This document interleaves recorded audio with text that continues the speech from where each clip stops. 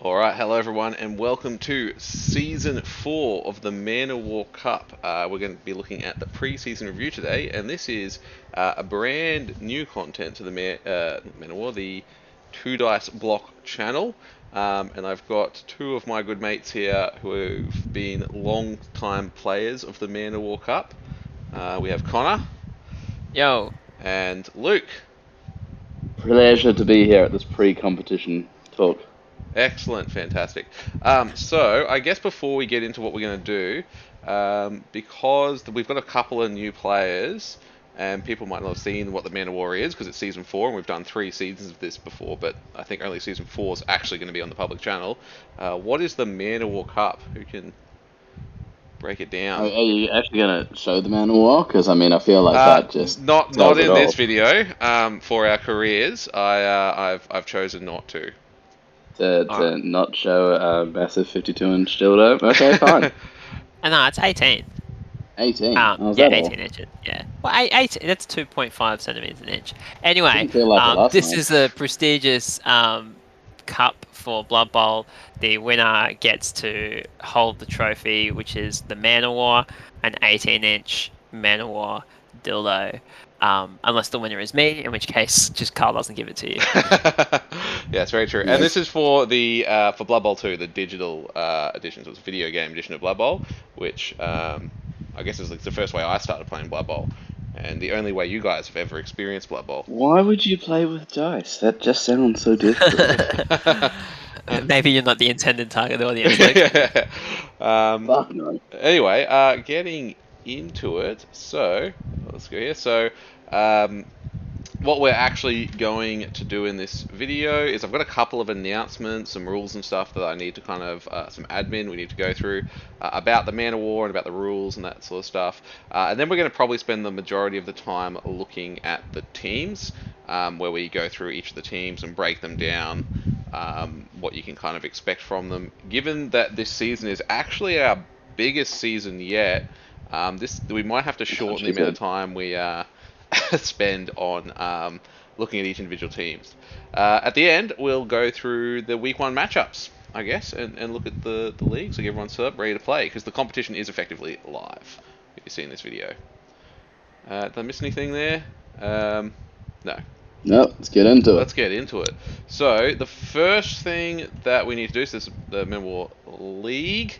So I'll just get into, bring this up. So we've got 12 teams, big league this season.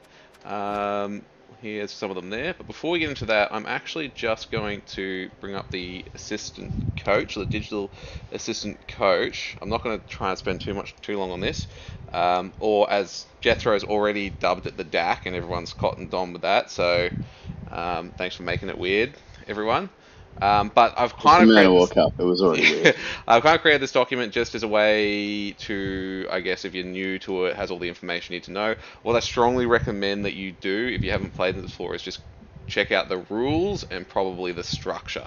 Just so you're aware, Karl, we can't see it if you have it on the screen. Oh, really? Is that not working? Oh, wait. It may be recording. Oh, no, I can see it. You guys are going to have to open you're just streaming the Man of War thing. So maybe just tell those who can access it where to find it. Yeah, so the recording can see it. Connor, you're completely wrong. The recording, the people watching can see this. You guys can't. Of course they can. Yeah, alright, no, ignore me. I'm an idiot. Go on. Yeah. So it's a round robin style. We're professional. Yeah, very professional. Round robin style format. Basically, you'll play every other person in the league. And you'll earn 3 points for a win, 1 point for a draw, 0 points for a tie, and the draws will be determined by your TDD, which stands for touchdown difference. So how many touchdowns you scored versus how many touchdowns scored against you. We use Spike, the Spike website, to automatically update, and that shows where the standings currently are. So even though the Blood Bowl game has a standings list, it's the Spike one we go off for determining winners. And there will be a link to that in this document once the competition is registered, which should be very soon. After that, the top 4 teams go into playoffs, which are a knockout style tournament, with the first player coming first getting to choose who they play. You do get an MNG clear, which means a misannounced game clear before we go into playoffs, so you will go in there with a full team. But unlike normal games, playoff games can go into overtime. So if you're an elf team, you want to try and win before that overtime clock ticks over. Worry about it when you get there. Yeah, worry about it when you get there. Everything else is probably not important because it's already done. Basically, 1000 TV, which is pretty standard. 11 players, all that good stuff. I'm not going to go through all the rules, but you should probably read it. The only one I would kind of point out, which I think is a really important part of the Man of War, is tilting. Because tilting, as you know, is kind of... I guess, how would you define tilting? Spectator sport. Look, this game sucks. It sucks a lot of fat dick. Yeah. And sometimes you just gotta take it, because that's what the Man of War is all about. Big fat dicks. Also, if you want a definition for tilting, I can give you a very historical one. Oh yeah, go for it. It comes from like getting angry at like a pinball machine and like hitting it and causing the tilt majigger to go off. The tilt alert, I believe it was called. Yeah. Yeah. So basically, it's Crackheads of the game. Yeah. Tilting, when you cross lances with somebody and you tilt because you lean forward and cross lances, isn't that you tilt? You run into each other? I mean, it might be the same word, but that's not where the word tilting comes from. Yeah, I do think Connor's right on this one. But tilting's an integral part of Blood Bowl. Luke, you were in the semi-finals. Actually, you were in the finals last season, and you unfortunately lost. I clawed my way back from nothing. And when you unfortunately lost the finals, what did you do? I uninstalled the game. Fantastic. Perfect example of tilt right there. But I didn't uninstall the game during while I was playing. I finished. That's what would have made it difficult to finish the game. Yeah, beautiful. So there is going to be some tilting. We believe that tilting is a spectator sport as long as you don't, make your opponent feel bad and make the game shit. Everyone else can and will pay out you for tilting. We even got an award for it at the end of the season for whoever tilts the hardest. So all about that. And one other one that's really important to note just for new players is quarterbacking. That's basically... And returning players, Karl. And returning players. one returning player in particular. So quarterbacking is just accidentally or intentionally giving gameplay advice to coaches who are playing the league. So we're really big here in the Man of War League about like spectating games and kind of like all bantering and talking about that and having a fun old time. Just make sure if you're doing that, there's kind of an art to not giving anything away about the game to the coaches playing. So that's just something to be mindful of. If you do that, everyone will jump on you and call for you to be banned from the league. They're all very friendly. Up in his head! Yeah. If you do continuously do this, though, they can ask for you to be removed from the chat. Okay, so that you we create a little sin bin channel in Discord to put you in. Yeah, that's probably the most important rules I would say to cover, but if you haven't looked at these rules, I would strongly suggest going and checking out these rules, just so you got a clear idea about what's okay and what's not. Anything else I should add in there, guys? I'm just looking at the document very quickly. That about covers it. Maybe I'll very quickly say stalling and fouling is completely okay. Yeah. Stalling and basically, fouling, totally fine. Use any means you have to win. Yeah. No one's gonna. Turn 16, respect foul, just crush your enemy, go hard. If they're on the ground, keep kicking them. This game sucks, and you might as well make people suffer as much as you possibly can. Also, I guess on that, if we're covering that one, recording, we would like to record games for the channel. If you are not cool with us recording the game, we'll tell you if we want to record your game. We'll ask you, a commissioner will ask you. Just say you don't want that game to be recorded. We're totally cool with that. We won't record it. Pretty easy. And for any future HR managers listening, my name is Duke Doodledire.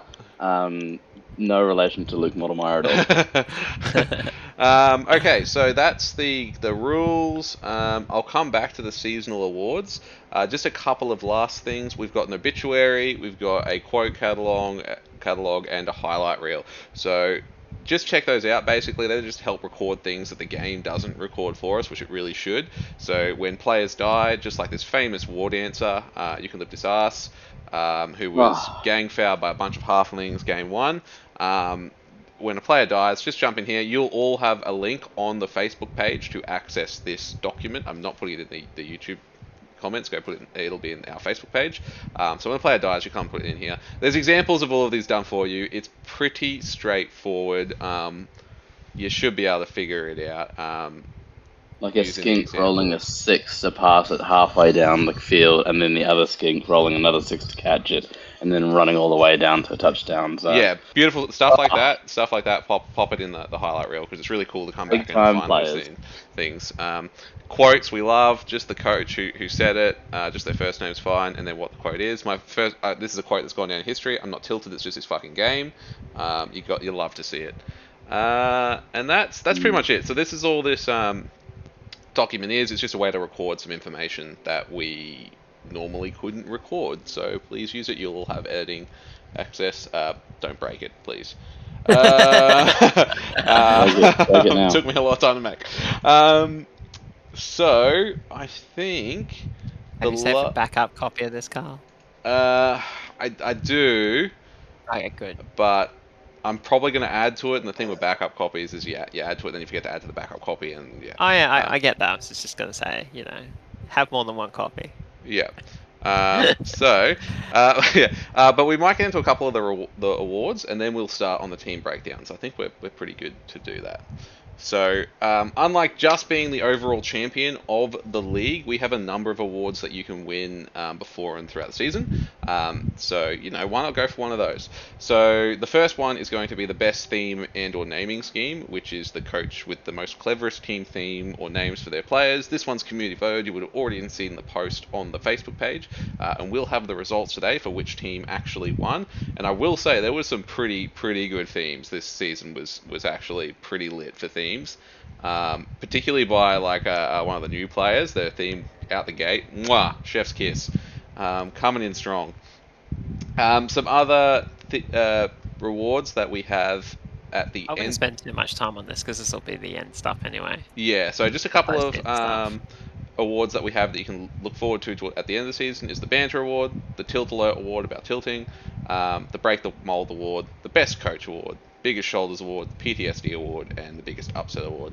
So have a look at them. There's some descriptions there of what they are. At the end of the season, we do another one of these videos, and we will award these. Selected by commissioners is selected by the people doing the video at the time. Community voted is voted by you guys. So that's essentially it. That's the awards. So look forward to it. It's always fun going through all the awards. And that is the everything. All that information is in the Men of War Cup Digital Assistant Coach. The link will be on the is already on the Facebook page. Check it out. Rightio. I think that was fine for a quick shameless plug, and we can actually get into the main purpose of this video, which is the teams. Yeah, let's do it. Let's do it. I'm pretty keen for this. So we're just going to go in order across the top. We're only going to spend probably about 5 minutes on each team, but we'll try to focus on the newer teams a bit more and some unique rules or players if there are some. And we're going to start with I'm also going to say for our first league where we are going live on Facebook, we probably have some of the most inappropriate themes I think I've seen. So we've got the Crackheads of Chaos. So we're definitely not going to be marketing anything to children, I guess. And they're a Chaos Dwarf team. We got Crime and Drugs. We sleep when we're dead, and they're all I don't know how to say it. Drug lord themed, I guess. Connor, I'm gonna shamelessly throw this one to you. You take us through this one. Yeah, excellent. So I guess what the first thing we were going to do was break down each team play style. What we'd spoken about before is there's roughly agility teams, bashy teams, agility teams pass the ball, run around, bashy teams hit stuff, win by attrition. Control teams normally control the pitch, and then there's kind of going to be some mixed teams that do a bit of everything. What would you say? I'm assuming this is a bit of a mix of mostly bash, but with some hobgoblins to do a bit of the heavy lifting. Is that probably a good summary? They're a very heavy bash team. I think they can do a bit of running, but they like to bash. They're old Chaos Dwarves. They're very fun. They're very keen on bashing. So I guess we're calling this a bash team. Bunch of dwarves, and then some kind of heavy-hitted ball centaurs. And I guess I said the hobgoblins for agility, but looking at them, hobgoblins are kind of just a generic human, so kind of shit, really. But they just happen to be able to pick up a ball, I guess. Don't let Oliver hear you say that. What do you? So you have skinny pick Pete here. So they are like human, but they're lower armor. So. That's pretty low. They're gonna die. Yeah, without any of the benefits of being a goblin. Yeah. So they're. They are strength 3. That's pretty nice, and agility 3. Yeah, I guess these guys do end up doing a lot of your ball handling. The interesting thing, and I'll let you take it away from here, Luke. The interesting thing, you want me to finish that sentence? I mean, that was the best lead on ever. I'm meant to read your mind with this. Come on, Karl. I can kind of pivot in here a bit, which is that we have in the past seen lizardmen teams, and they kind of had this split where the Saurus do a lot of the bashing and like the front loading of the damage, and the skinks are the backbone of like the ball handling. And one of the weaknesses of the team is when your skinks get beaten up, the rest of your team can't do anything. This team looks a little bit less like kind of similar in that you've got the dwarves and the hobgoblins, but the difference between them doesn't quite seem as big. So that's probably one input for this team. I would say based on our previous thing, maybe it's a bash control team. I've never versed this team before, so I don't really know what I'm talking about. But would you call it a bash control team? Clearly, when I was saying the interesting thing about this, the mind read from Luke was the bull centaurs. Oh, okay. I thought you were going for tackle. Maybe you should finish your own sentences then, Karl. No. Look, this is how we roll. All natural. All spitballing. We're totally in. So tell us the interesting thing about this bull centaurs then, Karl. I mean, they're strength 4, they're agility 2, their movement 6, so they're not very far. Well, they're okay for speed, but they have sure feet and sprint, so they're speed 9 when you need them to be. They have general and strength. The idea that I've seen with these guys is having one of these guys carry the ball is pretty good, right? You want these guys to Can I get the ball though with agility 2? Not very well. Mate, agility 2 is the best agility in the game. So I'm not sure if you're aware of this.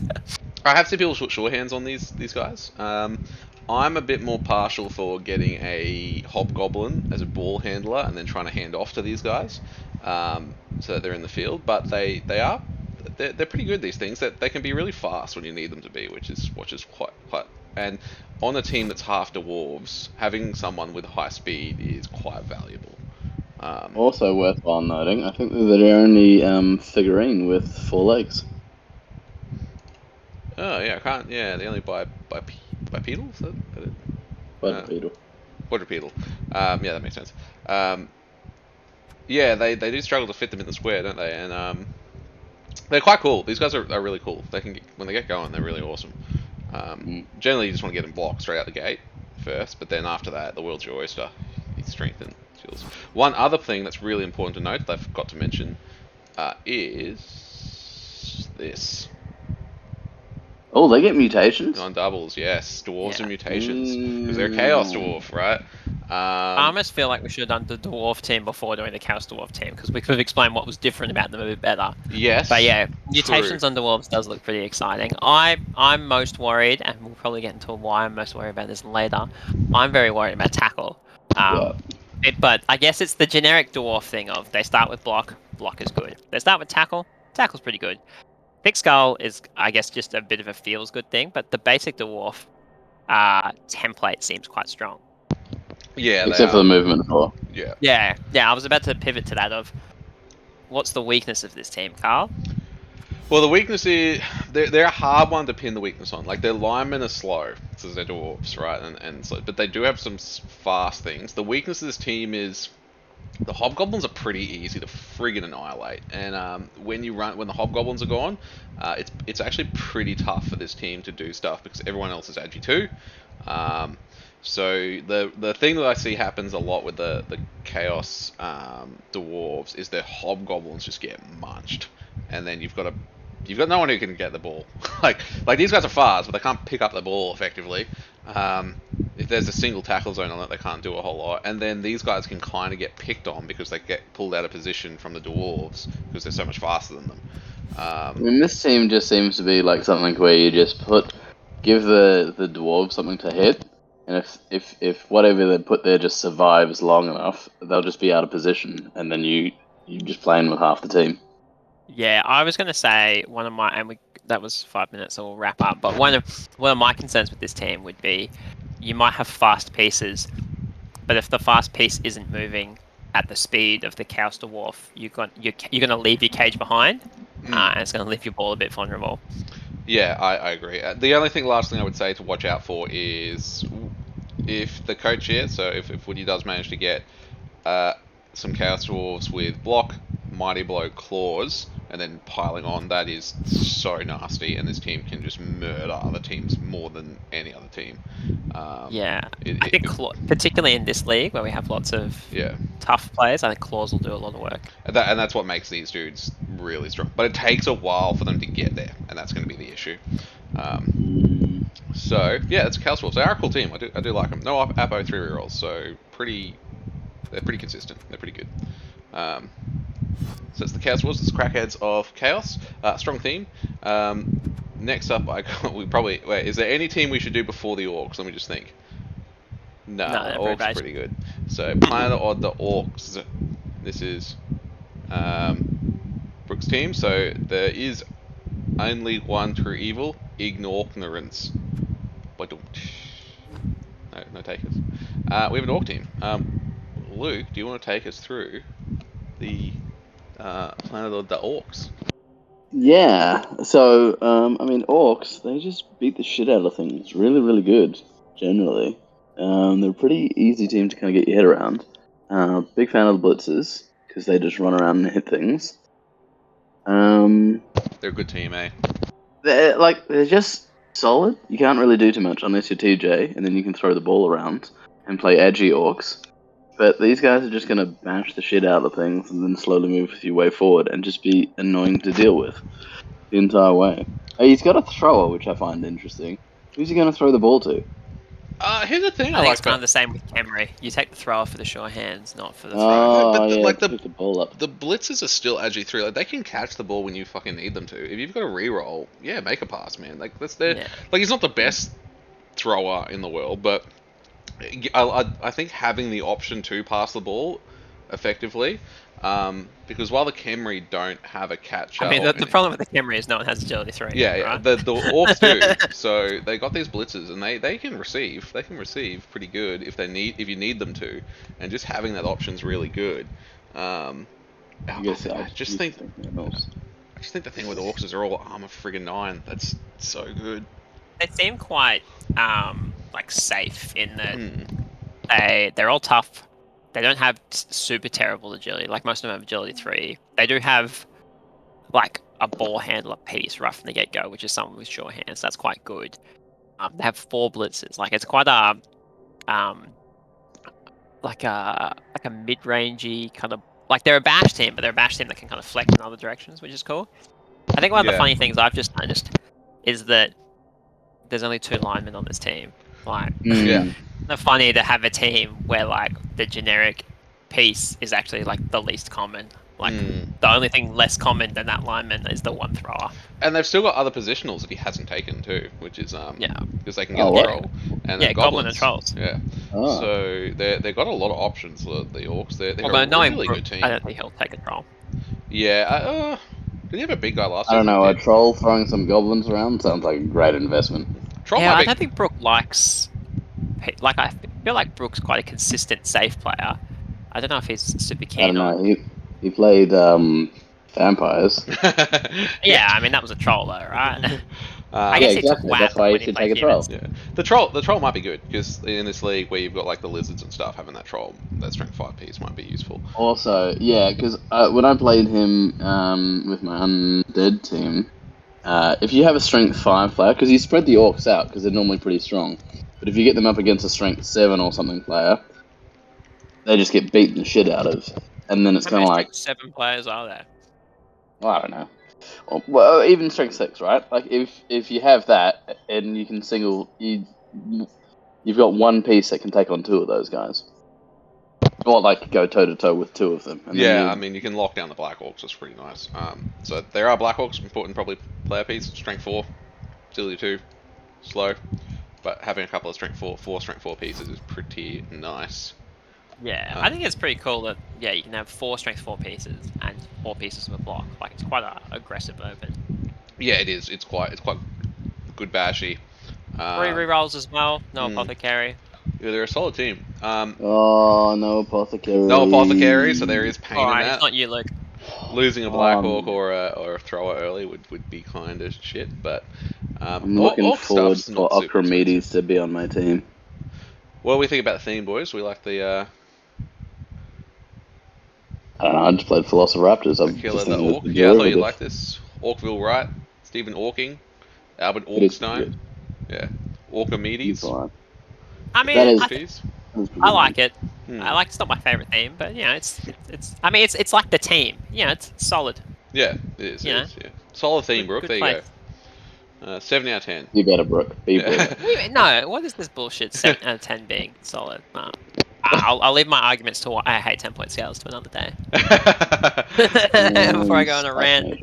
All right.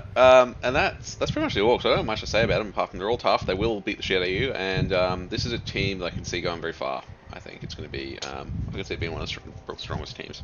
I'm going to root against it every single game. I hate it already. Brock's a good player as well, so gotta watch out for that. Yeah. Gosh. Right, that's the Planet of the Orcs. Next up, we have... Can I make a suggestion? Yes. No. I reckon go Weebs and Chads before Flavour Crusaders. Yeah, right. I feel like I see the logic there. I feel like straight after the Orcs, this makes sense. So the Orcs are the team that come in the original box set, and they come along with the human team.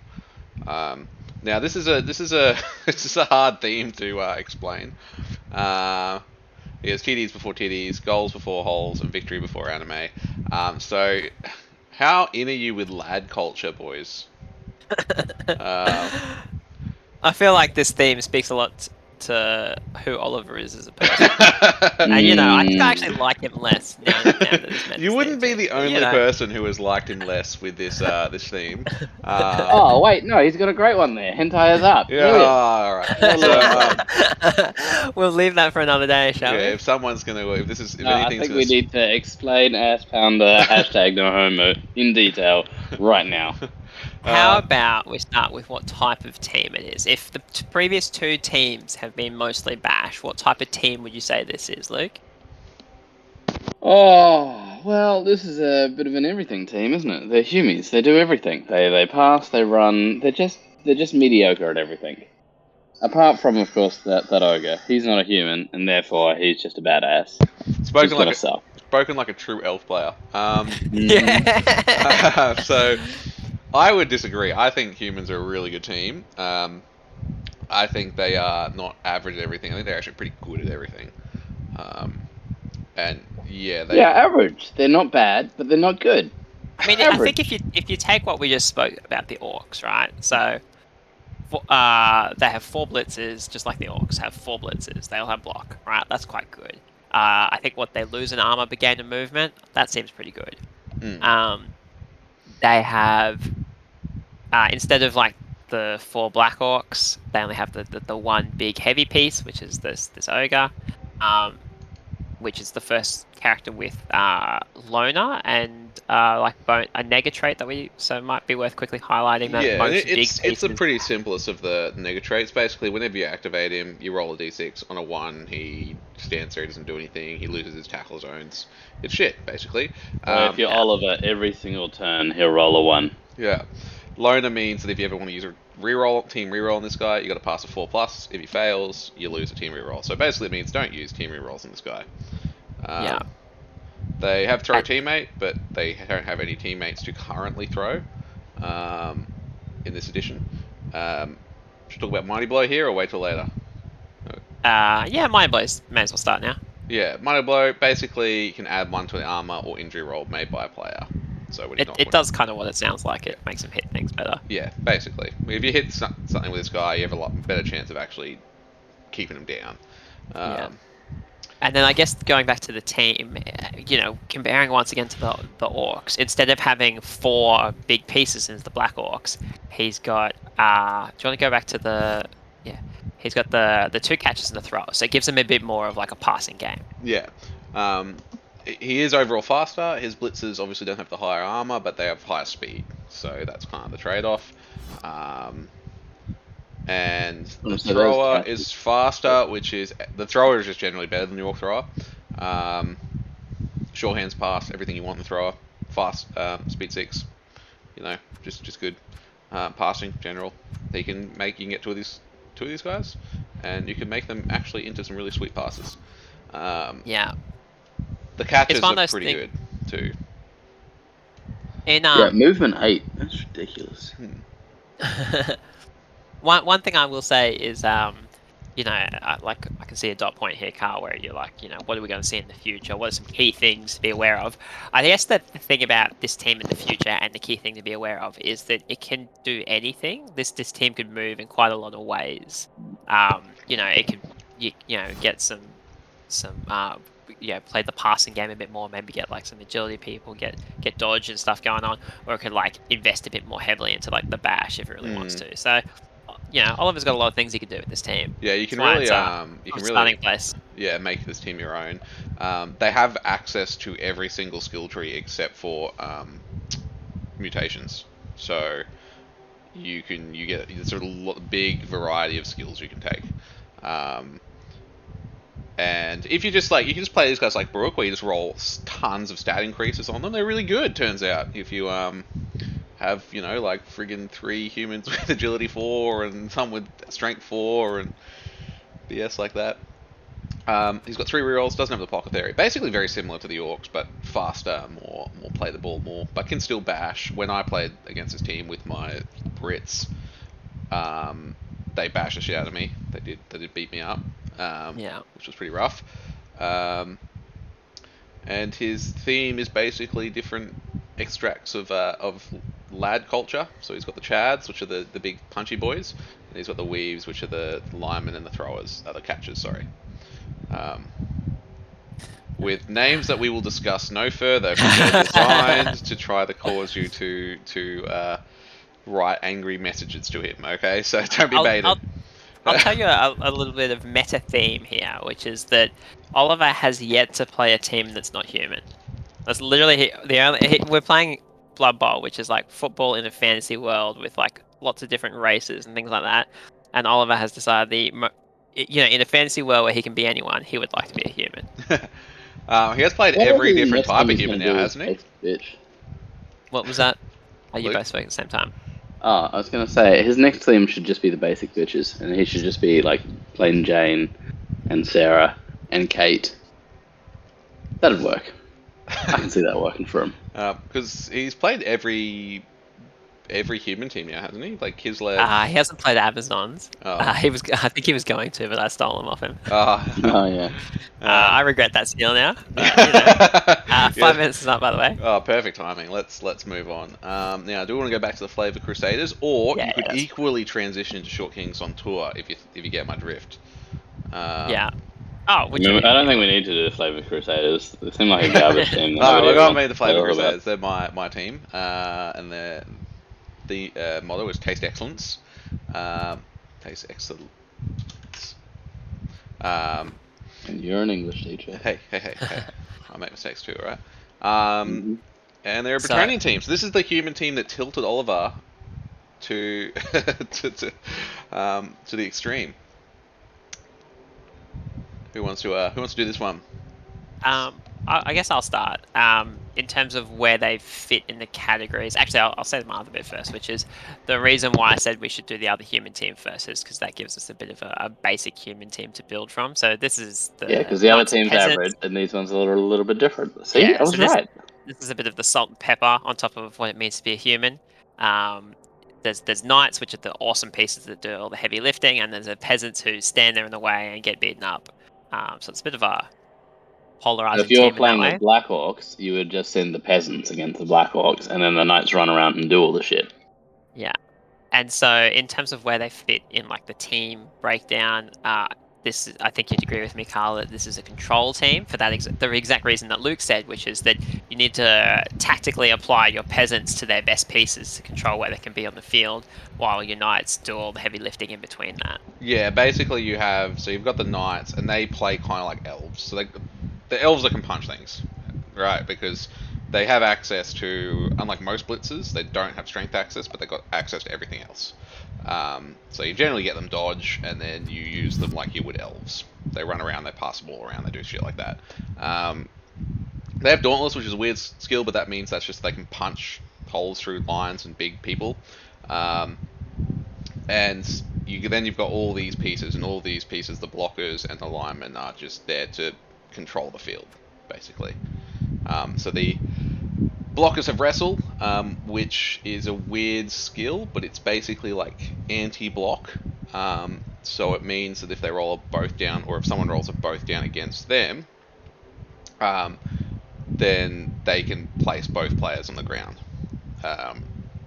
even if they've got block, and there's no injury or armor roll rolled. So it's like a worse block, but it works against people with block. Yeah. So yeah.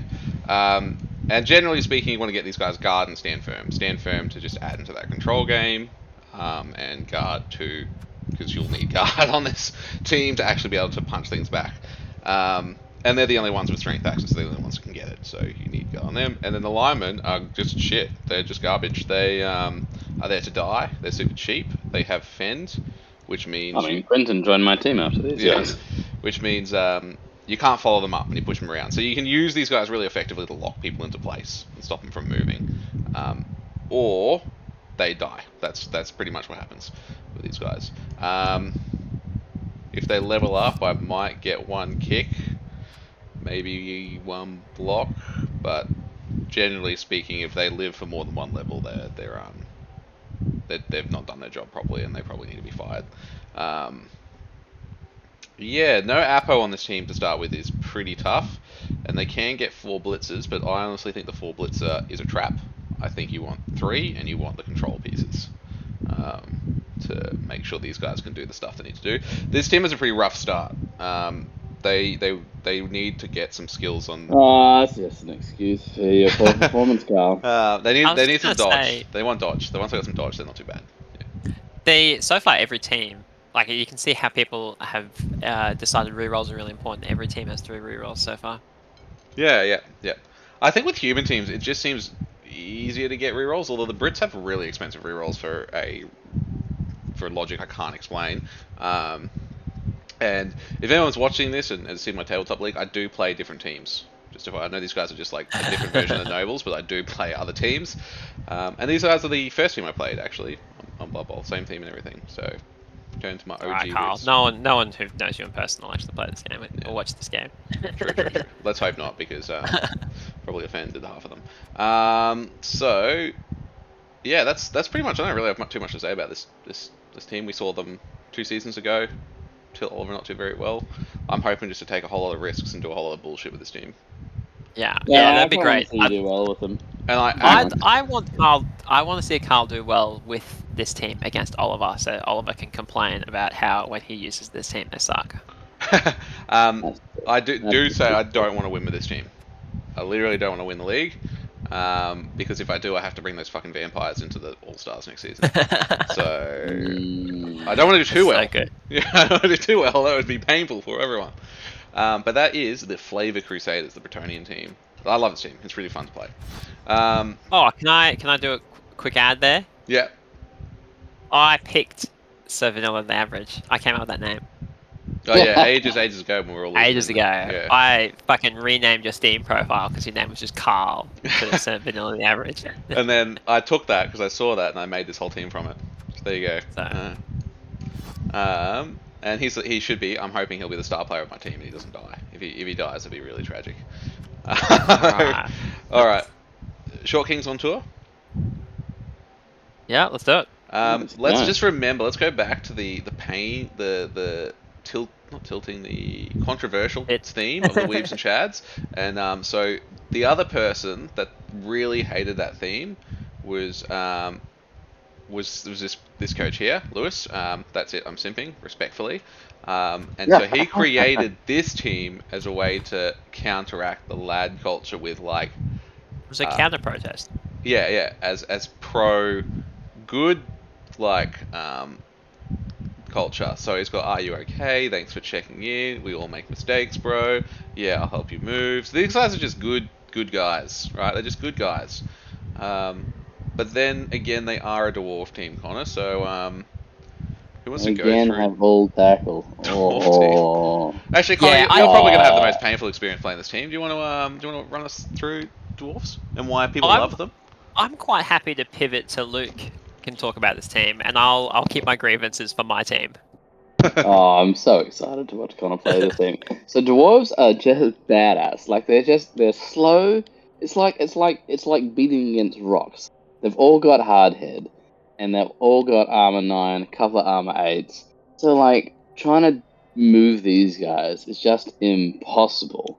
And they go really, really, really slowly, and they slowly make their way up. And I remember when Jethro played them, it took him like 3 games to figure out that you can't just hit things every single time because his guys were just so good at hitting things every time. He was just like 3-die red dying uphill and still succeeding somehow. Yeah, he threw a lot of red dice, eh? But they worked. And it took him 3 games to figure out that that's not a great move. These guys are obviously pretty slow though, which is the downside. He's got 2 runners, which will be interesting.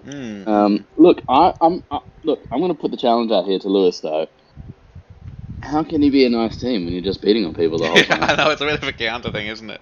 I think isn't the theme behind that they're going around, beating up on all the bad people and make the world a better place? Oh, I think that was it. I'm not sure if that's how the world really works, but I mean, are you really going to fight fire with fire? That doesn't really seem. I think he did release a Facebook post about what they were doing because they're like going on tour to the Blood Bowl ring to beat up all these chads and lads and all this and cancel them. I do like the troll slayer called Cancel Culture. Do you want me to read it out? Legend of a problematic team of so-called geeks and jocks travelled far under the mountain, inspiring a group of royalty short in stature to cancel the hell out of them. Nice. What was I going why? So this might work better in reverse, but why would I play normal dwarves instead of chaos dwarves? Is that a question? Yeah, well, it's a question. That's the short answer. What's the difference between this team and hobgoblins? This team? Everyone has block. You just get more dwarves. You get more dwarves. Everyone's got block, pretty much. And dwarves are badass. Yeah. You want more dwarves. They're slower, but they can more consistently punch on. Your entire team is very, very hard to remove. Your entire team has block. Everyone who's going to be punching has block. And more, and you also get frenzy pieces, which is pretty awesome. These troll slayers are actually friggin' sick. So they have block and frenzy, which is a combination that by itself is awesome. And it's very rare for a player to start with both those skills. I think these guys are the only ones who start with the both of them. Dauntless, which I should have talked about when we did the Bretonians. So Dauntless means if you're punching someone who's higher strength than you, you can roll a d6 added to your strength. If the total equals or exceeds the opponent's strength, you become that strength. So they can punch anyone. They can punch. They don't have any high strength pieces, but these guys can be as strong as you need them to be. So Black Orcs, Ogres, these guys can take them down. These guys need one skill to be truly amazing, and that's Mighty Blow, and then they're good. They have everything you need them to have. They're awesome. They're really cool. And they've got movement 5, so they're pretty fast for dwarves. Yeah, they are lower armor than dwarves, so they can, because they're obviously not wearing any armor. So they can, if you're too crazy with them, like Jethro was a lot of the time, just throw them right in there. They can take injuries if they get punched a lot. I mean, they're troll slayers, so they've got plot armor. Well, Jethro's didn't. His ones took heaps of injuries. But he was just punching them in there with the frenzy into the middle of big clumps of people and stuff like that. They were pretty baller though. You also get a full team tackle, and that's like also friggin' ridiculous block tackle combo. So tackle is anti-dodge, and we'll probably cover that later on. But tackle's really good. I will quickly chime in that Lewis was, for the longest time, pretty keen on playing elves, and then I think Karl managed to convince him that it would just be really fun to beat everyone up as dwarves. So I guess we all have you to thank for this, Karl. No problem, anytime. It's just such a hard team to play against. I will say that they've picked a good league. He's picked a good league to play dwarves in. I think he's picked very well. They are a bash team, as you would no doubt have picked up. They want to beat the shit out of everyone and cage up the field. That's what they do, and they do it probably better than almost any other team in the league. I got one question about this, which is the accounting is real work. I mean, I'm not entirely sure that fits with the rest of the theme. I'm guessing Lewis has a personal story here about someone challenging whether or not accounting is real work, but you know. It means it. I mean, look, the job is going to get automated out pretty soon, so... Maybe he's just giving... He really means that. He's just letting them all know. You know, it is... Well, maybe. Why, is the rest of the team accountants or something, or...? Maybe accountants feel bad for themselves. I feel like this is not something we should be discussing on this, but... Yes, no, accountants are simps, and they need to be reminded that they actually have value. Oh, okay. There you go. Bit of culture I didn't... I'm just such an uncultured person. This entire world is just beyond me. Look, it's alright, you guys can educate me. To be honest, if I didn't work at a school, I wouldn't have got Oliver's theme, but unfortunately I do now. But that's the Short Kings on tour. Dwarves, I love Dwarves, even though it's painful to play them sometimes. I actually think they're just a cool team. So I'm glad that I encouraged them to enter this league. Don't care what you guys Come on, let's go to the best team in the game. So we're gonna go straight to bed, bath, and beyond. No, action poster is fine now. I would actually say do Keith's team before doing Jeffro's team. Okay. But same reasons, you know. So action post. We've got a high elf teams coming back. It's Luke's OG team. Hard hitting deliveries and blockbuster specials. That's a really good motto. And they are action hero delivery themed, which I think is cool. I will say this is Nui's team, and Nui fucking nails the theme every time. Yeah, he does. It's just so good. He has fucked up and hasn't gone and named Arnie after the toy guy.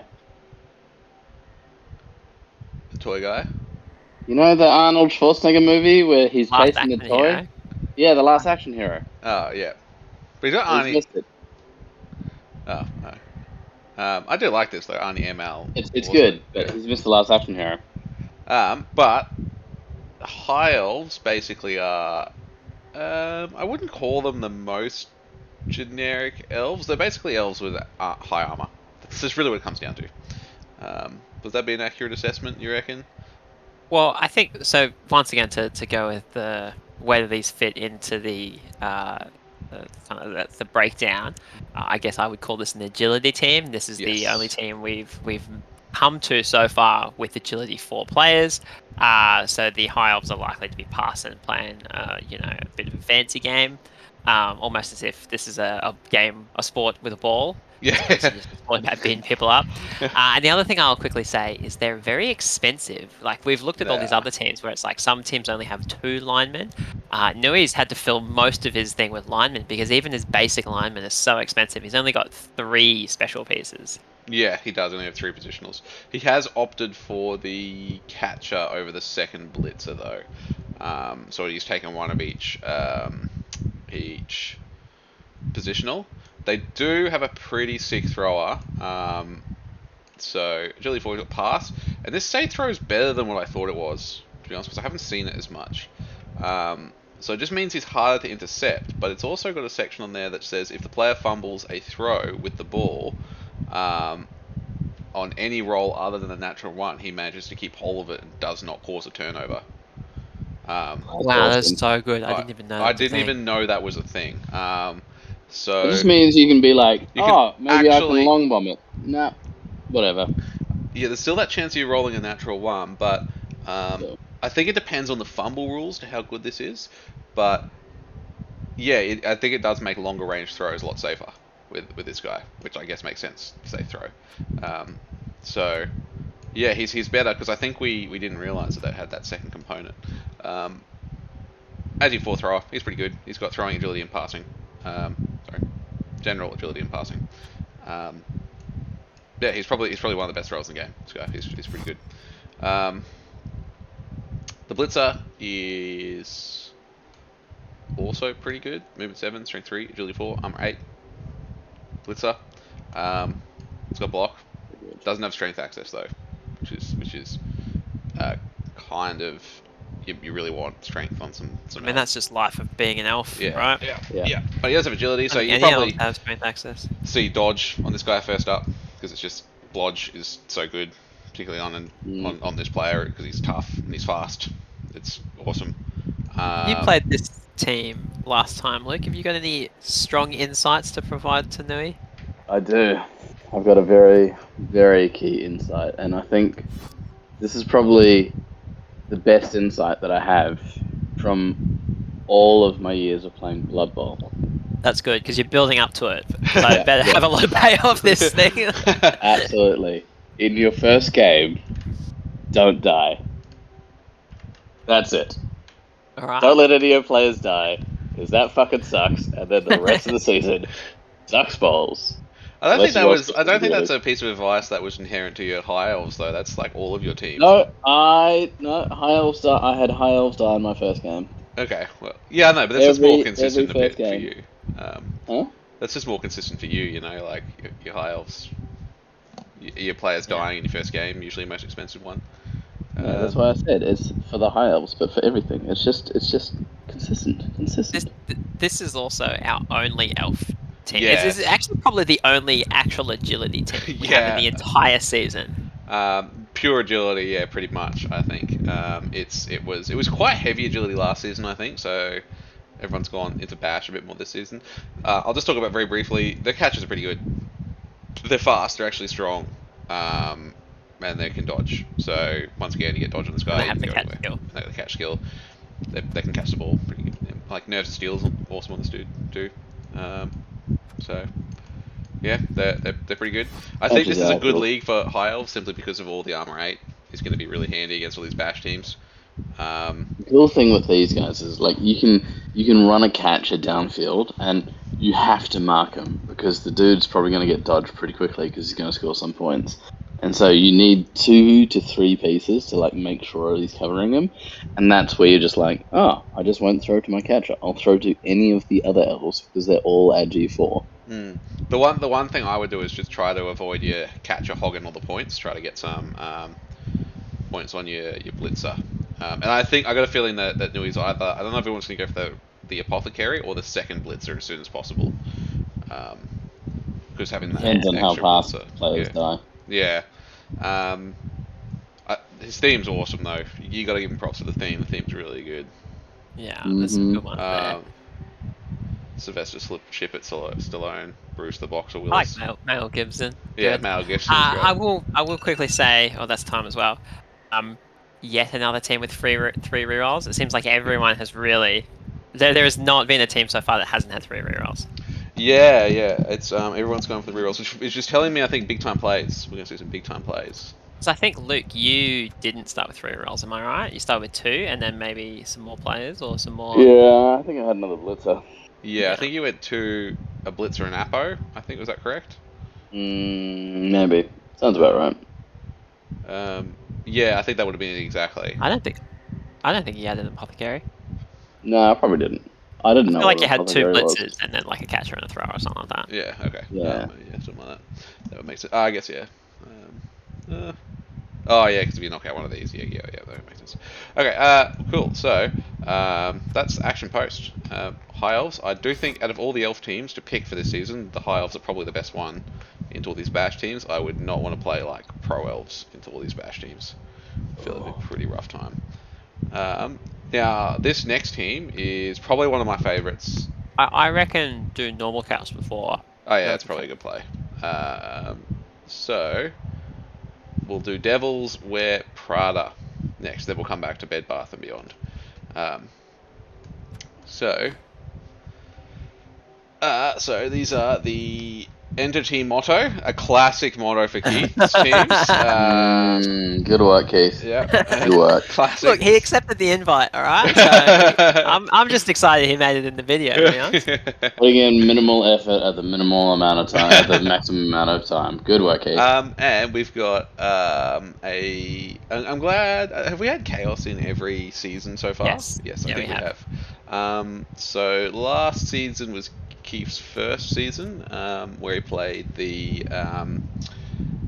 undead, and they were the upset kings. I think they beat the his only win was against the person who won the league. So yeah, keen to see what happens this season. Chaos. Who wants to go through the chaos list? Do you want to do it, Luke? No, you just were taking too long. So. Oh, okay.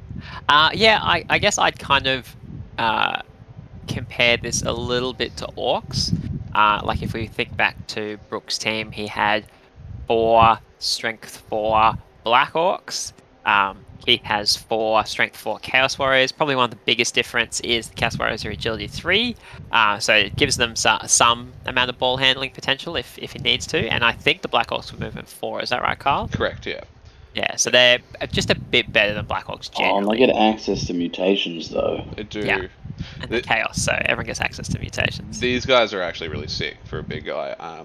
Because they don't get locked down as much as Black Orcs, because they can dodge away. And generally speaking, they get block, and then from that you can kind of do whatever you want. You can claws, you can fucking do whatever you want, man. They're freaking awesome. They're also a bit faster, yeah, than the Black Hawks. So they're a bit more flexible. Yeah, and I guess as we mentioned with the Chaos Dwarf team, claws in this league would probably be pretty good given the high number of high armor people. Yes. And then I guess Chaos are one of those teams which are quite simple to explain because you've got the big Chaos Warriors, and then every other piece is just a Beastman. Beastmen are kind of like humans in that they movement 6, strength 3, agility 3. They're quite basic. They have that cool horns ability, which means when they blitz, they're strength 4. But similar to a human team, the job of the Beastmen is just to fill the gaps. You'll get some that'll get good at picking up the ball. Some will get like some good hitting skills. They're kind of to fill in all the gaps that the Chaos Warriors aren't. Yeah, you kind of have to develop these guys into your positionals, and they do a very good skill axis with the mutations. Just really all good all round skills. Like you can get them to do a bit of everything, and if you get some doubles, you can get some agility skills on them. These guys do want to become your positionals. You really want a stat increase on one if you can get one, and then just turn him into like a ball handler, one a sacker, one a like you can get some guard on some. You can get one just murder people. You can. They do have to become the. Awesome on one of those guys. Sorry. Strip ball. I feel like this league's gonna need a lot of strip ball. It's gonna be unreal. I almost disagree, just because I feel like because there's so many bashy teams, each team will only really have one dedicated ball carrier, and every dedicated ball carrier will have short hands.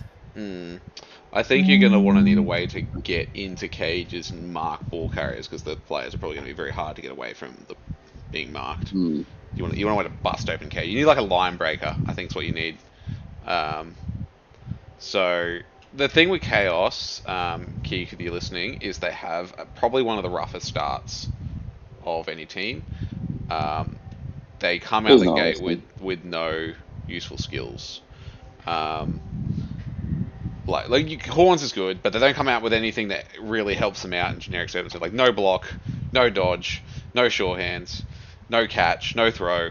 I was gonna say if I was gonna tell you what the single best skill in the entire game is, it's block, and there's no one with block on this team. Yeah, and so their start it's really rough. But once they start getting levels, they can become one of the most craziest, scariest, awesome teams out there. And we've seen that with past Chaos teams become really nasty. And just really good, and they need to age, and then they get good if they age. Love it. So you go. Oh, I was just saying I forgot to press timer, so feel free to end when you want. I was just gonna say, loving the consistent theme of Keith's teams of just letting the game decide. Decide for him. Oh, it was. Hey, look, Tishgor's back. Tishkigor. Oh yeah. We saw him before. Tish. Devil wears a Prada. Not sure the link, but that's because of if you click on one of his team players, like one of the actual players. Apparently the color of their uniform is the color of like Prada handbags and shit. Oh wow! That's actually, I feel like there's a lot in there you could do. Yeah. But Keaton. Yeah. Well, welcome back, Heath. I'm glad you came back for a second season. Hope you enjoy Chaos. Shit. Now, speaking of Chaos, we want to go to the other weird Chaos team, which is probably one of my favorite teams in this league. Bed, Bath, and Beyond, and there's Live, Laugh, Leech. I was tempted to play Nurgle. I really was, but I don't think I would have got as a good theme as Jethro did. So they're all Bath products, which I really like. So, oh man, I don't even know where to start with this team. Start with the Nurgle Warrior because it's the piece we can most immediately compare to the Chaos Warrior we just saw. So now, so Nurgle is their type of Chaos team, I guess, and so they share some similarities. And I think they're the only one at the moment, but I think a Khorne team's just released as well. But Nurgle are kind of like if you took Chaos and made them a control team, is essentially what they are. So these guys are a control team. They're big on the controls, you'll see. So Nurgle Warrior has similar stats. He is lower agility, still strength 4, and he's lower movement. But so he's almost more like a Blackhawk. He is more like a Blackhawk. He still has the access to mutations though, as you'd expect. And he's got a couple of extra rules. So there's a bit to unpack in here.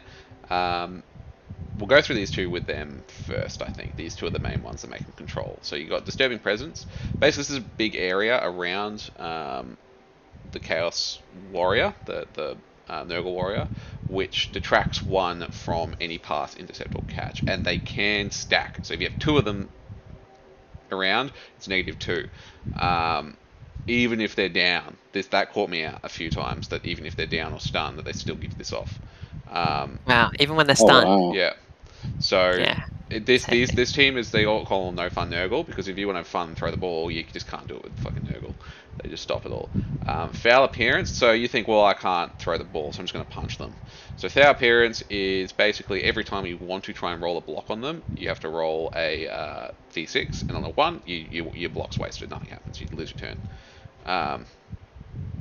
It's doesn't come up that often, but I find it's kind of like Bonehead. When it does, it really ruins your day. So yeah, particularly if you've moved someone in and you've moved like 2 players in to try and get a 1 die or something on it, and then suddenly the guy who went to throw can't throw the block anymore, and then this guy just punches them back in the face. Particularly with strength 4 players, when you want to commit to hitting them, normally you're like at least marking them with 2 other pieces. So if you invest 3 people into throwing a block that doesn't do anything, like that's just gonna suck. Yeah, it's another way also to eat your rerolls. It's also what Nurgle do. They eat your rerolls. So there are other skills, but the other players have them, so I'll come back to that. So that's the Nurgle Warrior. So really linchpin, 4 of them. Control piece. You can kind of already see how he goes and controls the field. You want to kind of spread them out. They do get a gore. They can't get as many as the other one. I think they're only 0 to 3 or 0 to 4 or something. But they're the same. They are same speed.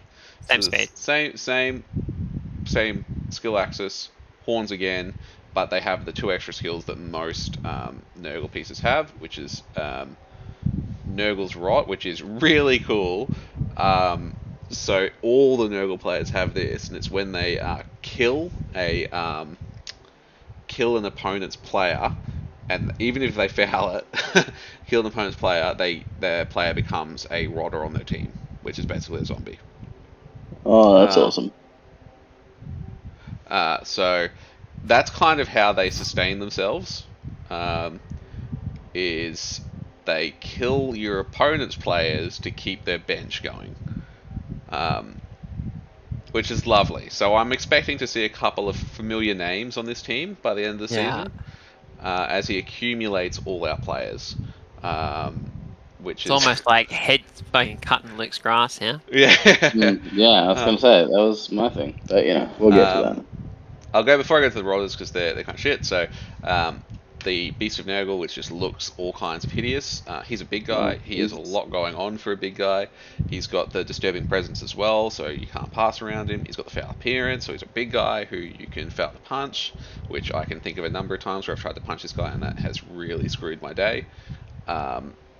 He has Mighty Blow like most big guys. He's got Nurgle's Rot. He's got Really Stupid, which is basically you always got to have someone base to base for this guy, because if he tries to activate when there's not a friendly person near him, he will bonehead or lose his activation on a 4+.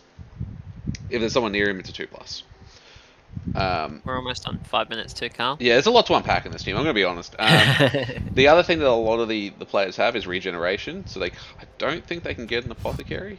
No, they can't get an Apothecary, but if ever his important players take an injury, on a 4+, they're fine, basically. So a lot of sustain's really good on Nurgle, and he's got tentacles, which it's just really complicated, but suffice to say, dodging away from him is hard. Yeah, it makes it hard for you to dodge away from him. So another control element, you can't dodge away from him. These guys are just going to control it. That's not a control field. If you ever get doubles on this dude, you get him Prehensile Tail to make it even harder to dodge away from him. Yeah, I'd love that Prehensile Tail mutations. And then you could even go like Stand Firm and stuff, just so you can't push him away. They're quite good. Lastly, the Rodder. And these guys are pretty shit. They're slightly... I thought they would have agility too. I'm actually surprised. They're better than I thought they would be. I actually also did not realize they had agility 3. Wow, they're actually better than I thought they were. They're faster than a zombie too. So they're like a good zombie. And like a skeleton, but they're higher armor. And they get mutations as well. Oh, but they have decay. Yeah, I was like, these are actually really good. But yeah, decay is pretty shit. So decay means if you ever injure them, they're going to take a really bad injury roll, basically. So it means they take 2 injuries. Yeah. So if these guys do take injuries, they'll probably die. But that's fine, because you should be restocking on them fairly regularly. Because any death you cause is going to... play this team. Yeah. Yeah, any death you cause is going to add a new one. So I think expect to see some of the players we've seen them come on this team, and then for them to die again. So yeah, they're a cool team. They're really, really interesting control team. Good on you, Jethro, for taking this team, committing to it. Yeah, I've got two highlights I'm going to say already for this, which is I want to see this team play against Luke. Because if Luke kills anyone, they join Luke's team, and if Jeffro kills anyone, they'll join Jeffro's team. Maybe it's just be able to trade players back and player forward. swap, yeah. And the other one is I want to see Jeffro play Nui. Oh, yeah, get some of that high elves on him. I feel like that would be a very hard game for Nui, but funny one to watch. Yeah, it would. Only 2 rerolls is something to consider here for a team with no sure hands and that sort of stuff. So and the first team we've seen with less than 3. Which I think is the only way you can get all the positionals. Yeah. So it's probably worth it to be a bit tougher start, but to get all your players out early. But that's Bed Bath Beyond, the Nurgle team, which I'm super keen. Even though I can't remember if I voted this, I love this theme too. This theme is so good. I'm really, really down for it. Then do we want to go to another human team?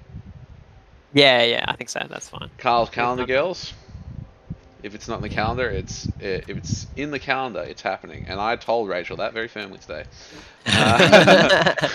So, I guess it's your team, Connor. You can take us through it. Amazon. Sure.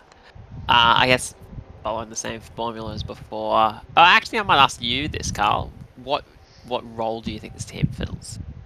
See, originally I would have thought they're an Adu team, but then I learned that they're all speed 6. So I actually don't know, man. This team's weird. I would still say it kind of goes into that Adu category, I guess. My theory for this team is that they're kind of fill the similar role to the I forgot what they're called. The ones that Oliver played last time. Norse. So where they're like this kind of brawler, bashy team, but like they fit in the middle. I think that's what they are, and I think because of that, and the fact that we're in a league where everyone else is playing a much more bashy team, I think they're not going to do too well. I think they're going to have to do agility, but then I think they're going to be worse than elves at agility. Yeah, what was that, Karl? I may have some good news in terms of the matchups for you, but we'll talk about later. That's all right. But yeah, so these are human team. They're literally the same stats on everyone. Movement 6, speed 3, agility 3, armor 7. Everyone has dodge, as you can see. Do you want to click on someone and hover over dodge quickly, Karl? Sure. Most people know what dodge is, but dodge allows you to reroll a dodge out, but it also means the little explosion with an exclamation mark doesn't knock you down, which is pretty cool. I'm very worried about the 2 dwarf teams that have tackle, because tackle ignores dodge, so that's my entire benefit goes out the window, and the whole team has armor 7, so they're pretty easy to injure. So I'm just going to have to hope I survive the first few things and then go from there. I don't know where I'm going to pivot to. It'll kind of just depend on where the league starts to play out to, I think. You do start with 4 blodgers. That's pretty awesome, I think. That's really good. I mean, I would say that that's like rare, but we've just talked about the human team that starts with 4 blodgers. The orc team that starts with 4 blodgers. They start with blockers. Oh, sorry, blodge. Yeah. So blodge me, blodge and block and dodge. Which is a nice combination out the gate. Traditionally, Amazons tend to have a really strong start, but I don't know if that's going to be the case in this in this league. So I think it really depends. It's going to depend on who your matchups are and what order your matchups are, because they could have like a really strong. I don't even know if you want to verse dwarves early or later. It's I don't know. Yeah, I'd like to verse dwarves and then verse someone easy after them, so I have a turn to get back together. One thing I have been thinking about is I think this team is actually quite interesting to compare to Chaos, because as you've said, these have quite a strong start, and that's because they all start with really awesome skills. And Chaos have a bit of a shit start because they don't start with good skills, they start with good stats, things like Strength 4 and things like that. However, in this game, it's easier to get good skills because most level ups give you access to skills. It's actually a lot harder to get level ups to get you stats. So that's where I think the two kind of compare, is that I feel like we're just making excuses before we even started playing. I think that they're interesting to compare. I also think this is the shittest looking of all the players. I just hate how their fucking catches movement 6. That really annoys me. Oh yeah, it's a bit lame, especially when the Elven catches movement 8 or whatever. Yeah, I know, right? Like even the human catches movement 8. Like it's like very slow. I don't know why. That doesn't make any sense. But I don't know. The bad team would have something to say about the slow movement. Yeah. So I'm a bit worried that I'm going to get the shit kicked out of me, to be honest. But it is what it is. I'll quickly run through the theme for anyone who wasn't aware. In the last league, Karl learned how calendars work. Much to the delight of myself and many others.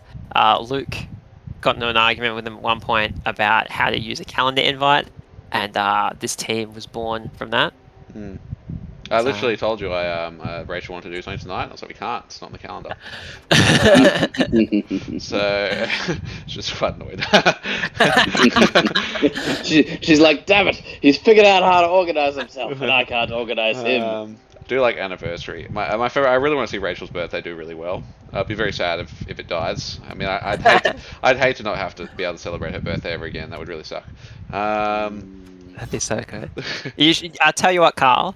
You should add Rachel's birthday to your calendar, and then if she dies, you got to delete it. You know what? Though, on a separate story, I have added her birthday to the calendar, and if she dies, sure, I'll delete it. But I was in work today, and I walked into the staff room, and they were like setting up all this like snacks and sweets and a cake and stuff, and I was like, oh, this is nice. What's the occasion? And they're like, your birthday. And I was like, oh fuck, really? Oh shit, yeah, it's true. Holy god! So I didn't put my own birthday in the calendar. I totally forgot about it. Your birthday's next week, though, right? It's on Monday. Yeah. So that was on Thursday because they're all going to be away on meetings. So.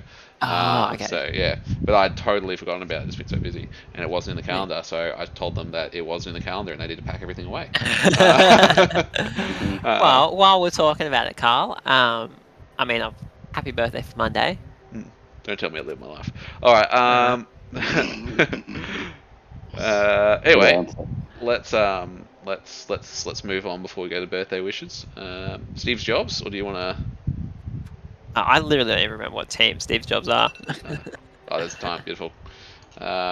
So how do you hear it all the way? That's like a full half-meter away from me, and I was holding next to the microphone before and you couldn't hear it. I don't know, man. I don't make the rules.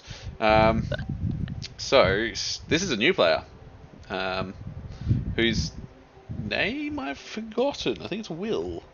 Oh yeah, Will. Yeah. Played his first warm-up game with Woody. Baptism of Fire.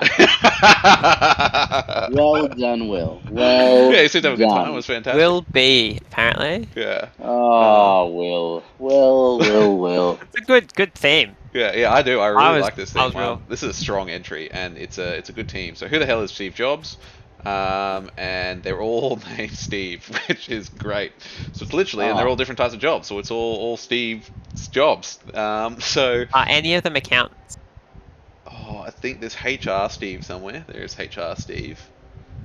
Because And accounting's a Improper real Steve. job. No, it's not. No, It's there's- not here. Seraphon. Steve. Gotta and the say, month. Will, like, just for somebody who's never met all of these people, fitting in excellently. Yeah, Brilliant. fantastic. Yeah. Yeah, Took good the banter addition. straight away. So, I mean, I like this team. We got two of these teams. So, Luke, you might as well take a strip because you're also playing. Something First time similar. we've got a double up. I suppose I won't get to explain my team because I'm explaining this team. Well, we'll do half and half. How's that? I mean, is it the exact same team? Yep. Oh, okay, cool. I think he's even got the same amount of zombies as me, which is brilliant. Tell us what you like about this team, Luke. Yeah, well, look, what I like about my team is that they can't die as easily, and they've all got regeneration apart from the ghouls, which is brilliant because all my players die. But you've got some fast guys, you've got some slow guys that hit hard. So the whites are kind of like these blocky blitzer sort of people, and they go in there and just kind of Stephen be a Marsh, nuisance. Yep.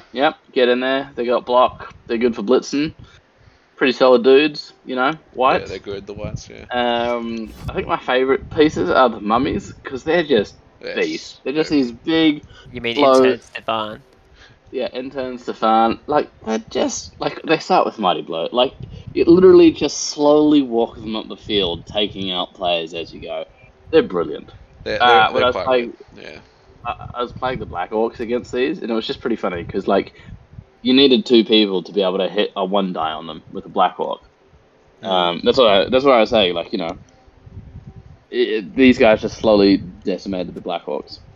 Yeah, having two strength 5 pieces with Mighty Blow at the gate is really good. I think these guys end up being the linchpins of your team, that you pivot around them really well. Just have kind of one on each flank, and they're quite good. Just poles that you can move your team around. So I can't wait for one of them to die in your first game, Luke. Yeah, I'm looking forward to that too. But yeah, But none of the Steves will die. It'll just be Luke's. Yeah. Oh yeah, no, these guys will thing. Yeah, no. I'll roll the first. No, they'll trip and kill themselves. Something good like that. They are agility 1. That's probably important to note, and they're movement 3. They are so slow. If you knock these guys down, they're just getting back up. That's all they're doing. They do come with their own beetles, which I really like. Yeah, I appreciate that. It's nice.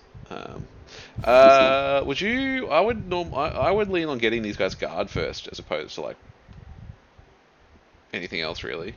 I mean, I know Keith played this team last season and he got one guard and one stand firm. Yeah. I feel like those are probably two good skills. skills. The stand firm, that was so frustrating playing against them. Yeah, I do rate stand firm as a really good skill. I like guard on these guys. Guard stand firm on them is actually fucking really, really baller. I mean, if you get doubles, like you could go block on them. It's not bad. Like, especially against the dwarves, it would just be such a punish. Just because, people are normally throwing one dice, and then if you can just ignore the pushes, it's pretty mint actually. They're very good, the mummies. Anyway, what else you got to say about this team?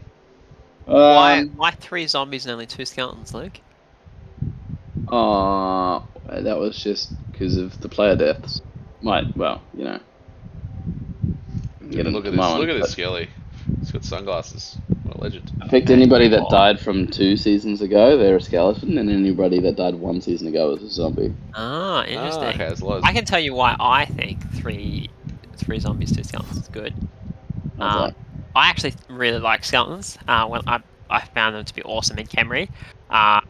I understand that zombies are a bit of a more popular choice, but I really like skeletons. And so my reason, if I were playing this team, as to why I would take 3 zombies, 2 skeletons, is you can put 3 zombies on the line of scrimmage, and you have your skeletons back as like, I mean, it's hard to call them agility players with agility 2, but you know, like a bit more of a flexible piece with that speed 5. Yeah, they can get to where they need to go a bit easier than zombies. Yeah, they're armor 7, but they've got hard hits. So doesn't that just negate the? It's because they can still get injured. It just means they're less likely to get removed and more likely to be stunned. So you just get stunned a lot. Yeah. So it's not. They're not quite as tough as zombies, but they're not too bad. Harder to remove if you do hurt them. Yeah. This seems cool. I've played a couple of games before I rage quit and unsold it. They're pretty fun. What would you class them as in terms of the type of team that they are? Oh, they're definitely a balanced team. Yeah, they can do a bit of everything. Yeah. The only thing they can't do is pass, but like the ghouls are like surprisingly good at getting in and out of stuff. I think that would be if I'm gonna call a weakness on them. If you can take out those ghouls, they're gonna have a bit of a harder time moving the ball. Yeah, if you're listening, we'll protect the ghouls, because if I'm playing this team, I will try and fucking kill the ghouls. And the ghouls are also the only thing without regeneration. Yeah, so they're the easiest to take an injury. But we've seen ghouls a few times because they're also on the necromantic team and whatnot in the Men of War League, and when they get going, they're pretty friggin' baller. We all remember Skit Scampers. And that's 5 minutes as well. Nice. They're cool. Yeah, I do like this team as well, Luke.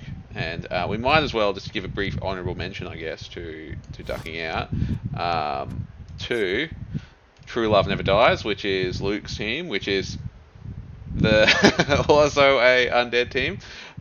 We literally died for you. I did vote for your theme, Luke, as one of the best. I thought it was pretty good. Because I did like it. I was sold on the fact that both of your Croxigores were your mummies.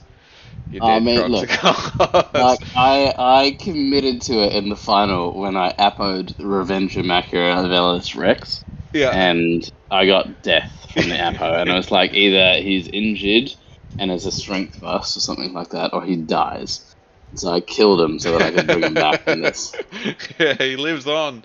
So for those who don't know, every single player on this team is someone who's died in a previous league. And Luke didn't want any of us to forget some of our favourite players from the past. Yeah. I'm sad to see none of the Brillet, hairy right? medals on there. Yeah, Brillet lived, I thought, didn't he? No, he got taken out the back and shot for his poor performance at the end of the season. He was the best player on your team. Yeah, and he was I think this is more a case of Luke not being able to give up. Yeah. Not being able to let go, Luke. Yeah, this whole team should be about being able to let go. You know? Even if you don't win, it's not about your team story. Isn't about you winning. It's about being able to let go of mistakes of the past. I'm gonna play these guys as the clingy lovers that true love never dies. So even after we're dead, we'll love you. You've got Vermin Chrome in there. Oh, that's my God. beautiful. That was my favourite name. Yeah. Oh, beautiful. Quinton's in there. That's fantastic. Oh, Chastity. That's like from season 1. Fantastic. Yep. Skeleton. No pro elves though. I can't say I'm not sad to see any of my pro elves join this team. Well, look, there was so many. I've got like another whole list of backup players. I mean, we've got fucking Julia Goes Hard as a potential ring-in. Yeah, right. Yeah, who else have I got? I've got a Word doc here somewhere. I remember Stuns and Roses died, I'm pretty sure. Karl Lick My Balls, Yorgonas, Stuns and Roses, Julia Goes Hard, Cheese Dog. I'm seeing some real favoritism, Luke, here, where both your mummies are your own players. Both the whites are fucking war dancers. Yeah, they're both. Poor Vermin Chrome has been relinked to the bit of just being a zombie. He was a pretty star player, you know? It's It's my therapy session, Connor. Make your own. You like if you want to play 3 seasons where your best players die in the first game, sure, go for it. I do like the fact that they've also you've got the Necromancer, so you can add players who currently die in this league to your team immediately. True Love never dies, never stops recruiting. Corpse Bride, let's go. And it is quite literally exactly the same team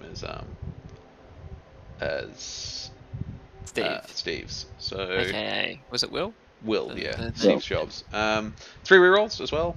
Yeah. Nice. It's cool. Cool. I really want to see what both these teams. I really like Undead. I think they're a cool team. I do hope you don't lose a fucking player in your first game. Like, I really hope I do. I gotta keep this thing going. If your what was his name? If Machiavelli Rex dies in your first game, it's just destined. He just was not destined to live. I want him to die and then. Or Eucalyptus. Yeah. Oh, Eucalyptus. Oh, I'm so proud of that name. Alright, Seraphon All-Stars. Which is the last team? Did we skip any? No, last team, I'm pretty sure. Hopefully, we'll go back and check. But to Infinity, it took me a lot longer to get this theme than I'd care to admit, to be honest. But I'm kind of glad we got some lizards in here, and this is probably I still don't get the theme. This is the build of lizards that I probably would take. It's my favorite lizard build, which is the Croxagore. You've got all the Saurus you could ever want, 6 Saurus. Only 4 skinks and only 2 rerolls, but you just got like such a strong front line. Is really nice. What would help give away the theme? Don't worry about the Seraphon, is what I would say. Don't think about the Seraphon, just think about the All-Stars with a Z. I mean, I can just tell you what the theme is if that, or are you wanting to seed something for people? No, alright, okay. You can tell us the theme, Connor, if you want. It's stars. Yeah, it's stars. Yeah, nice. So lizards, they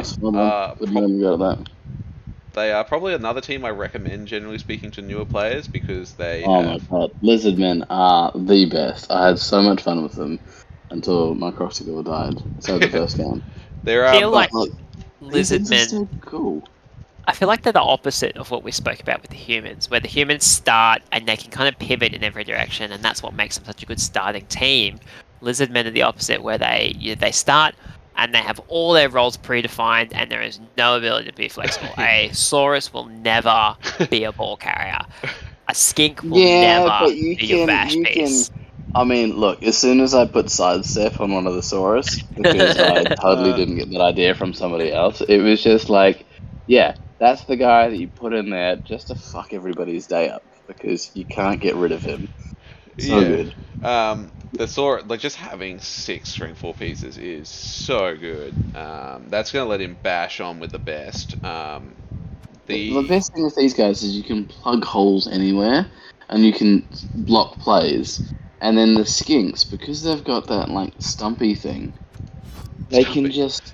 Oh, this is the first... These are the only people with stunty, aren't they, in the whole league? Yeah. Yeah, there you go. Stunty is so cool, because you can literally just run through tackle zones and make some ridiculous plays where it's just like these big... like Croxagores and Saurus are going at it, and then you have these little fuckers just running through, and it's just like, oh, we're slowly pushing our way through, and then the skinks just dive through the line and go score touchdowns. Yeah, speed 8 is nuts with stunty and dodge. I would just be mindful with the dodge because there's a lot of tackle teams. Just be careful around where you dodge through. But yeah, these guys, so stunty basically means they're always dodging on 3+, no matter how many tackle zones or where they're going.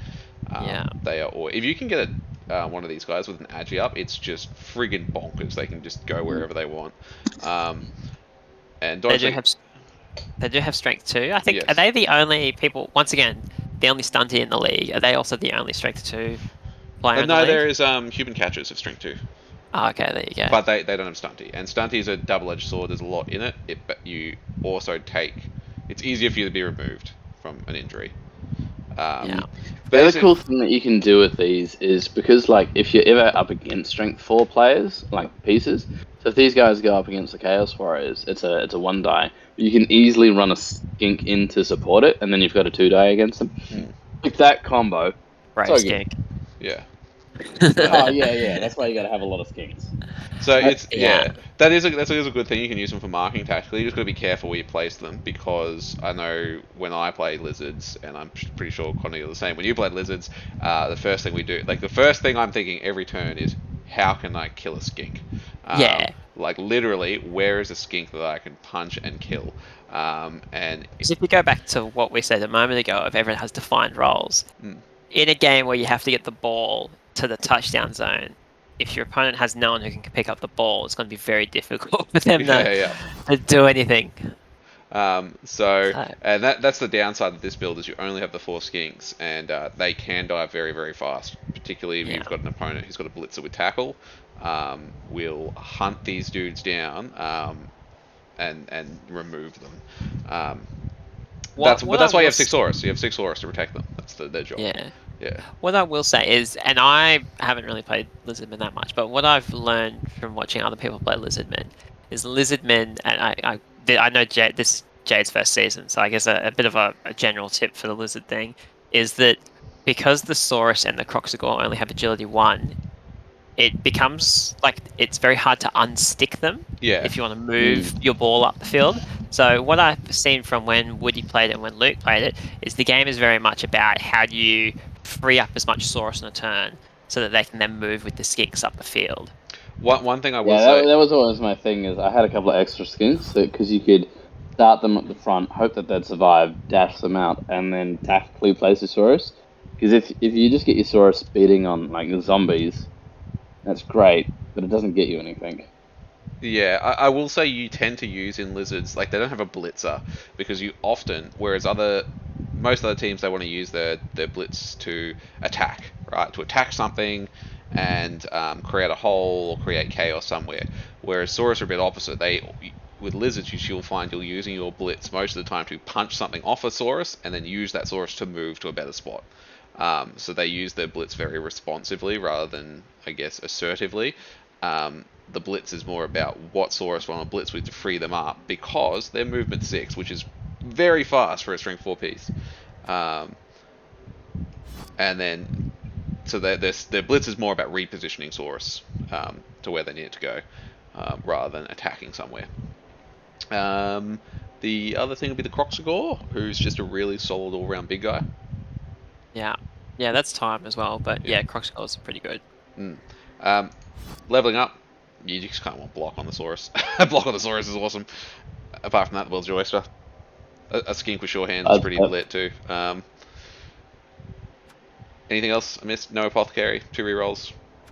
They want to get their Apothecary. Yeah, they want to get their Apo first. Yeah, I was going to say, rerolls are really important on these guys, because with Saurus, because you don't have block, it's very easy to roll both downs, pals, and you just end up burning a lot of rerolls on. Especially against teams like Dwarves early with a lot of block, you're gonna miss those rerolls. But you're gonna have all the strength 4, so. Yeah, probably just don't use the rerolls in a greedy way. Just use them when you have to.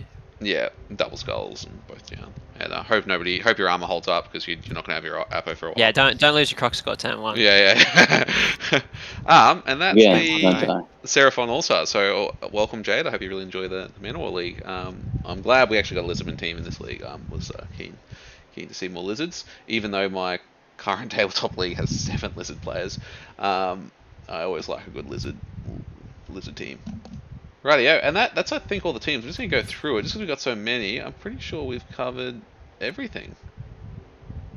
Yeah, we did everyone, so that's all the teams. I guess, looking very quickly at my script, I think we're going to move up to best theme very quickly, and then the round 1 matchups, and then we're basically done. So, best theme. So there's been a vote. There's actually been 2 polls on the thing, because Connor's Facebook is, I don't know, just having a. You've been chosen for a special update, I think it was. Yeah. And that special update has bad polls. I'm tempted to Oh, fucking, what are we doing? We're going off Brooks' thing, right? And I have to be the tiebreaker, don't I? Because I'm tempted to change my tiebreaker vote. Sure.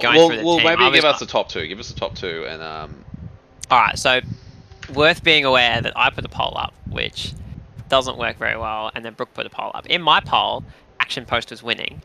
In Brooke's poll, Action Post is tied with Steve's Jobs, but it also wouldn't let me cast my vote for multiple people because Facebook is, well, it's, yeah, silly.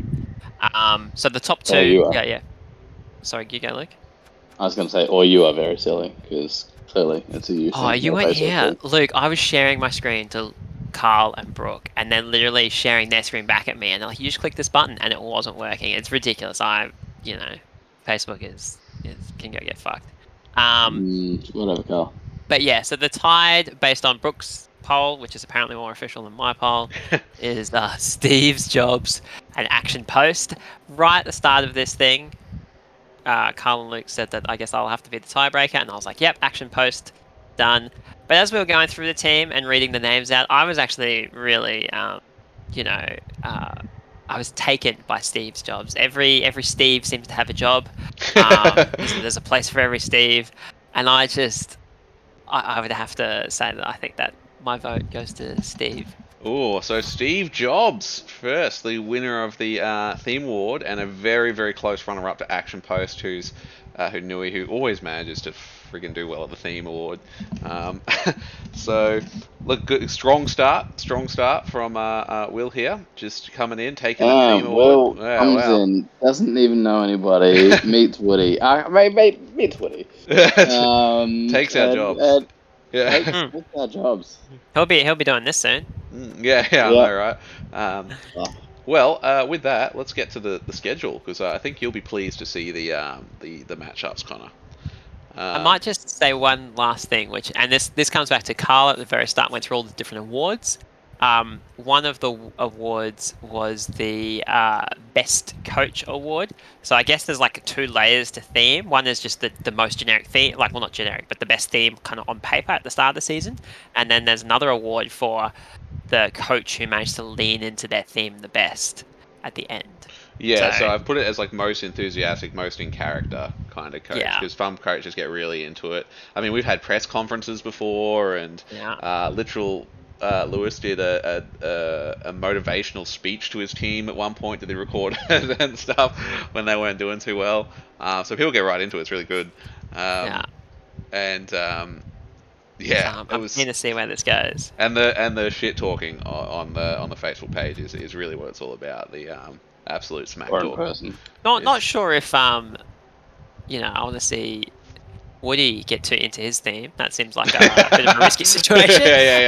But we'll see what happens. Yeah. Get into theme. I also would probably prefer Oliver to avoid getting into his character theme as well. But the schedule, let's do it. So week 1, who we got? So we have the Seraphon All-Stars versus True Love Never Dies. That's going to be a cool game. Devil Wears Prada versus Crackheads of Chaos. That's probably a bit of a rough matchup for the Chaos out the gate. Given that both teams Steve's Jobs versus Planet of the Orcs. That's probably a rough matchup for Steve's Jobs out the gate. Karl's Calendar Girls versus the Flavour Crusaders. So you versus me, Connor, and I got to be honest, I wanted to verse you later when I had some tackle. Bed Bath and Beyond versus Weebs and Chads. That's going to be interesting. I don't know which way that'll swing. I think the Chads have it coming. And Action Post have to go up against the Dwarves first, the Short Kings on tour. Which is... I mean, that's Elves versus Dwarves. That's a classic pairing. Dwarves, yeah. Oh, that's going to be a good one. Yeah. So that will be... Yeah, awesome. Interesting. You'll also, just to give you a heads up, Connor, that you're not versing, I think, Dwarves until like round 4 or something. So... You get some break before you go. Get. Yeah, I'm honestly not sure how much I like that. Yeah. Like, is it better to have like the car crash early or to see it coming from a long way away? I was saying personally, if I was running that team, I'd want to go probably either Dwarves, then Chaos Dwarves, then Orcs, and then just say my season starts at week 4. Yeah, that's how I roll it. My season starts at week 4 with 3 players. Yeah. Can only go up from here. Hey, look, if they get knocked out, they can't get injured. Yeah, well, yeah, that's true. So you're all just trying to like get them off the pitch. Please surf me. Yep. Yeah. Don't hurt me anymore. So games, you're free to start organising games. I think I'm gonna do. Probably, I think it's best to do tick overs. So the first tick over will be next Sunday, or just do Sunday night, just to give people a weekend to play if they need to. And so next Sunday will be the end of the first round. We will have the league registered. Spike takes a little bit of time sometimes to just get organised, but that link will go up. And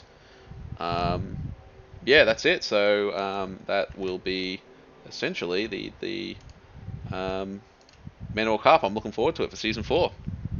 Yeah. Mm-hmm. Oh, one very last thing.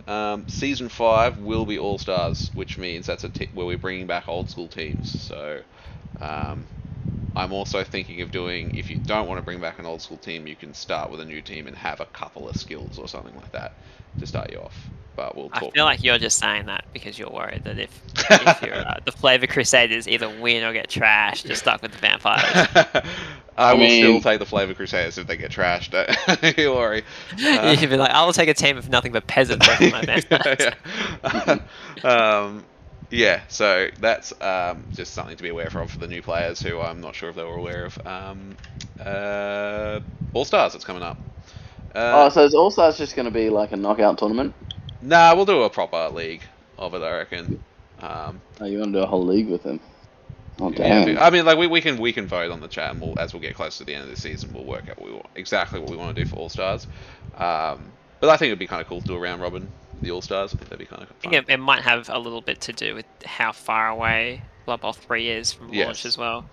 Yes, I agree.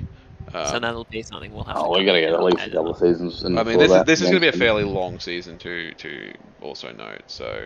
Yeah, and we're going to have a big break over Christmas too. Yeah. So, anyway, I'm looking forward to it. Yeah, so... I uninstall the game again, I don't want to play. Fuck it. I am looking forward to seeing who uninstalls the game at the end of this season, personally. So... Fantastic. Alright, everybody, we'll see you later. Let us know if there's any particular game you want us to record and you want to see. Okay, see you later, everybody. Peace. Alright. Well...